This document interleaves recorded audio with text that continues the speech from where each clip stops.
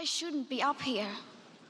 I should be back in school on the other side of the ocean. Yet you all come to us young people for hope. How dare you? You have stolen my dreams and my childhood with your empty words, and yet I'm one of the lucky ones.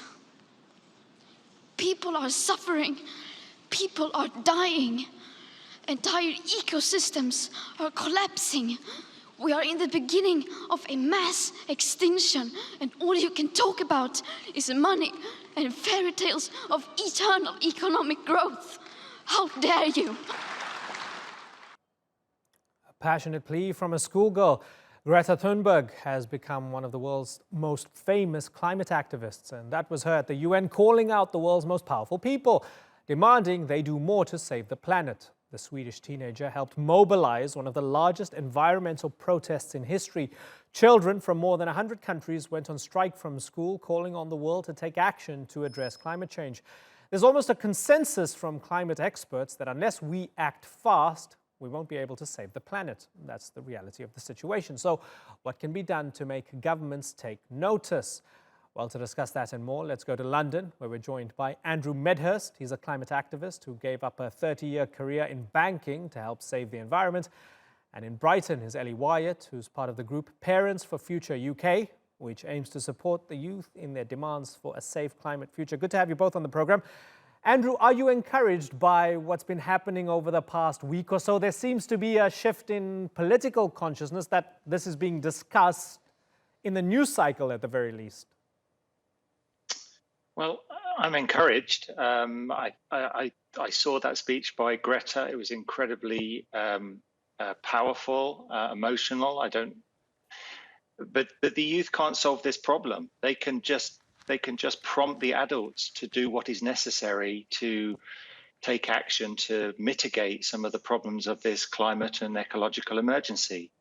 So the very actions of the children coming out on the streets, as they have on many Fridays this year, and in huge numbers on Friday when they called adults to join them on a general strike, these are all things that will help the momentum towards governments taking the climate action that needs to be taken. Ellie Wyatt, why is it important for the kids to go out there and say the emperor has no clothes?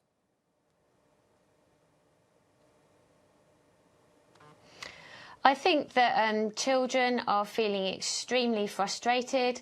They see the momentous inaction of our world's governments, and children know it's their future that is being threatened. So they are taking action, taking it into their own hands, and as Andrew says, amplifying this urgent message that world leaders need to pay attention to. Andrew Medhurst, the UN Secretary General Antonio Guterres, saying, "I told leaders not to come with fancy speeches, but with concrete commitments. People want solutions, commitments and action. I expect there will be an announcement and an unveiling of a number of meaningful plans on dramatically reducing emissions during the next decade and on reaching carbon neutrality by 2050. He's saying the right things, seemingly. Do you believe him, Andrew? I believe him. I just wonder and doubt whether or not the major governments will follow. Here in the UK, my own government is planning to expand Heathrow Airport, one of the biggest carbon emission projects in Europe.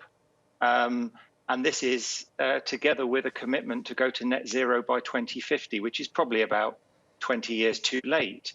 As Greta herself says, our house is on fire. And our house is on fire requires people. She's calling for adults to act as if this is an emergency. Gutierrez himself says we've got 2 years to start taking the urgent action we need to save humanity, beyond which it will almost be impossible to do. So he understands the emergency. It just requires governments to start acting as though our house is on fire. Andrew, I know that you got in trouble for flying drones over Heathrow, and part of what you do is to disrupt international travel, if you like, at Heathrow in order to bring to attention the cause. There are others who would say, look, we don't dispute the science, but what do you want to do? Do you want to impoverish us? Do you want to shut down our society? Do you want to shut down our economic growth by trying to mitigate the effects of of climate change. How do you respond to that? So I just need to correct. I was arrested 2 weeks ago in connection with the Heathrow pause. Although I deny having anything to do with it, I was basically supporting somebody who was involved, but I myself was not involved in that. Clearly, there needs to be some pretty akin to a wartime or emergency mobilization to solve this issue. When people say how much is it going to cost, it's clearly going to require a massive effort on behalf of governments and populations around the world. But what's the alternative? We don't act quickly enough, and what's that going to do to economic growth and stock markets when clearly everybody realizes that we haven't taken the action and society starts to collapse as a result? Ellie Wyatt, do we need better plans or just better implementation of the currently agreed upon plans that we saw at Paris and Copenhagen and so on? I think we need better plans. The science is saying that what we were told last year with this kind of 12-year idea is actually a lot more urgent than that. And as Andrew said, our government is investing in airport expansion, fossil fuel extraction. For example, up the road from Brighton here, they've just approved 25-year licences on 4 new oil wells at Horse Hill, which is an extreme form of fossil fuel extraction.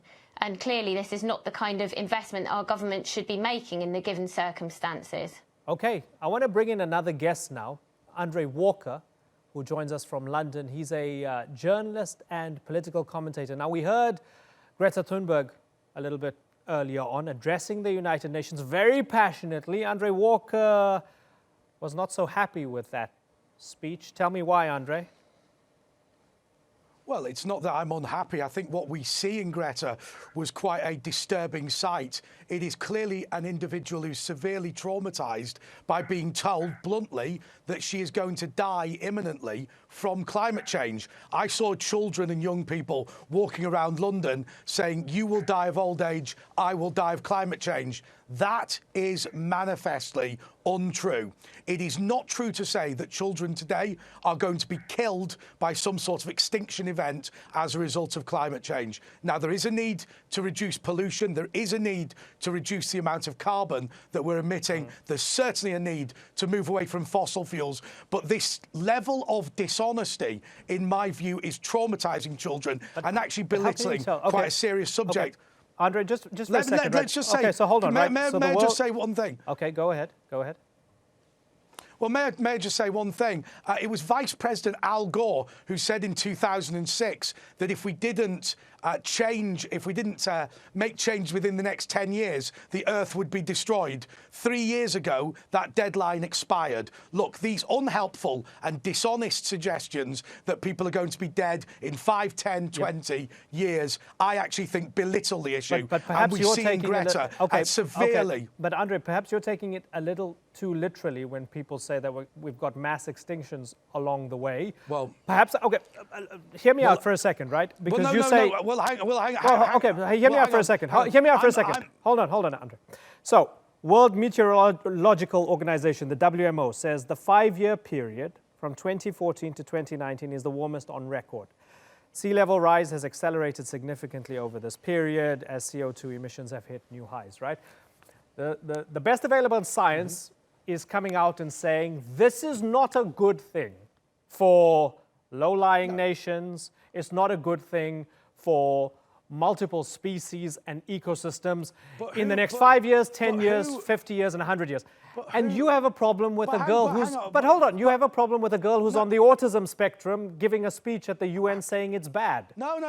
No, I've a problem with the level of exploitation and abuse that this girl has been subjected how do you know to. That? This is somebody who has been genuinely led to believe that in the next 5, 10, 15 years, she is going to die as a result of climate change. That is, in my view, abusive. That is, in my view, quite a disgraceful situation. Now, it's not as if anyone is in favour of pollution, which is another lie that we've told children. It is not true to say that we all all want to use fossil fuels forever. Some of us want to have a staged, sensible move towards a greener future. The idea that these children will be dead in 20 years, it's telling them that is tantamount to child abuse, and people should stop. Ellie Wyatt, the fact that this is being projected as an existential threat, are you being too alarmist, and are you misinforming your children and manipulating them? Address that. That's Andre's claim.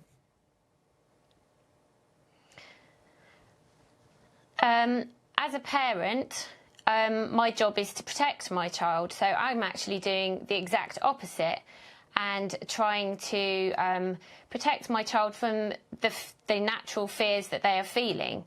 But to say that children don't understand the science and don't understand the seriousness of this problem is completely untrue. This movement was started by teenagers because they have understood the science and because they feel the fear of what they are seeing already happening in many parts of the world. We have seen huge, devastating weather events this year. So they're not making it up. Okay, Andrew Medhurst. Andrew Medhurst, do you want to jump in here?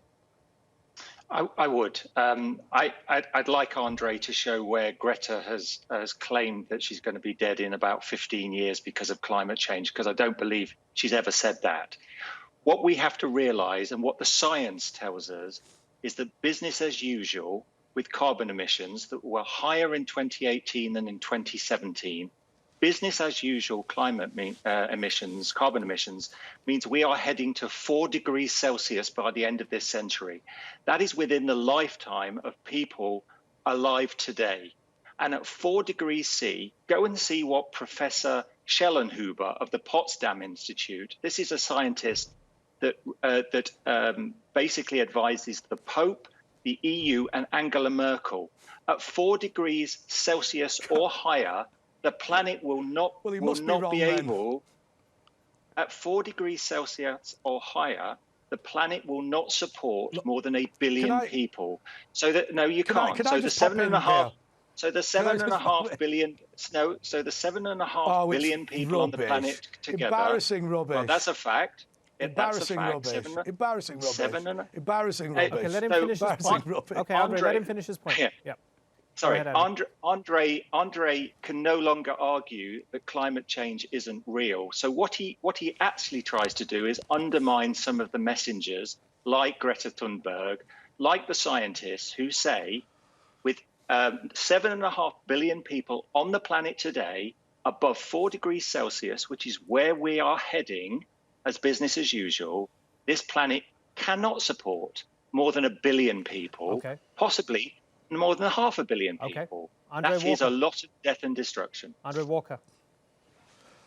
I was reading an article today that said that if we do not mend our ways within 10 years, if we do not eliminate fossil fuels within 10 years, 2 million people will be killed.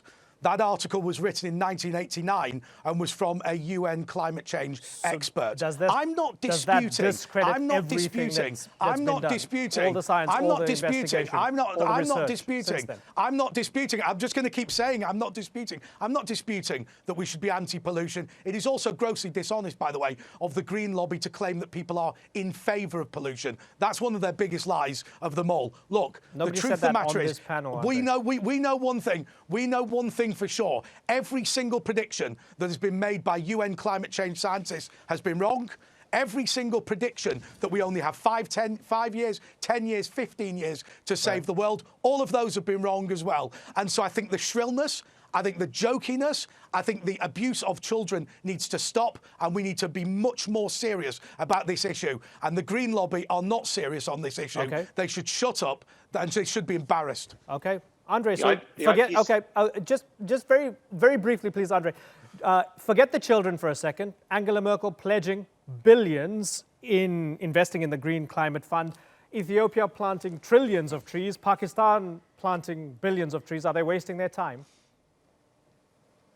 No, not at all. Look, I've never said that I was in favour of pollution. That is a myth that is peddled by the Green Lobby. Look, we have decided in this country to go to zero carbon by 2050. We are going to do significant economic harm to this country in order to do it, in order to save the planet. That, I believe, is an appropriate course of action. All of this, let's return to the Stone Age, let's stop driving cars, let's abolish civilian or indeed military aviation, let's tell our children that they're going to die in a fire in the next 10 years. All of that is shrill nonsense. It's embarrassing, and the Green Lobby should apologise for it. I'm a bit annoyed that we're out of time. Unfortunately, we're out of time because I have a feeling that your use of the word pollution here is also a bit of a red herring here, because it takes you away from having to dispute global warming and climate change, because pollution is one thing, if you right? want to peddle the myths as well, thing. you're welcome to do it. Okay, listen. Andrew Medhurst, Ellie Wyatt, and Andre Walker. Looking forward to having you all back on the program again so we can continue this discussion. Unfortunately, climate change is not going away anytime soon. But thanks so much for joining us on this episode of The Newsmakers.